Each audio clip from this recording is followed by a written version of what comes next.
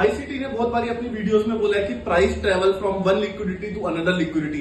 बहुत सारे स्टूडेंट्स को इसमें प्रॉब्लम आती है समझने में कि सर ये one liquidity to another liquidity किस चीज के लिए रेफर पॉइंट में बोला गया है। तो मैं आपको सिंपली टर्म्स में बता देता हूं, ERL to IRL, IRL to ERL, यानी कि price move from internal range liquidity to external range liquidity and external range liquidity to internal range liquidity. इसके लिए मैं आपको डेफिनेटली एक अच्छा एग्जांपल से समझाऊंगा ताकि आपको अंडरस्टैंडिंग बिल्ड हो जाए किस तरीके से प्राइस मूव करता है। तो सिंपल टर्म्स में जो मेजर स्विंग हाई है वो एक्सटर्नल लिक्विडिटी है and this one is also external liquidity.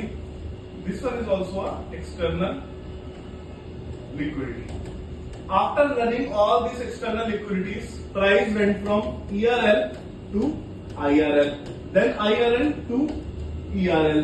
अब price runs from external range liquidity. तो अब वो आएगा क्या लेने के लिए? Internal range liquidity. Internal range liquidity आपको मिलेगी आपकी डीलिंग रेंज में, जो कि from this point to this point है। इंटरनल रेंज लिक्विडिटी के लिए आप क्या क्या रेफर कर सकते हो?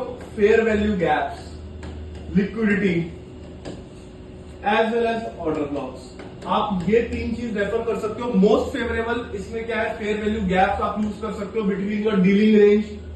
When price take external range liquidity, you will wait for taking internal range liquidity and again target what? Internal range liquidity. तो सिंपल इंटरनल रेंज लिक्विडिटी किस तरीके से प्रेजेंट हो सकती है? फेयर वैल्यू गैप के उससे, liquidity as well as order block से। तो सेम ये चीज आप रेप्लिकेट कर सकते हो डाउन ट्रेंड मार्केट के अंदर भी, जैसे कि हमने ये एग्जांपल देखा है अप ट्रेंड मार्केट का।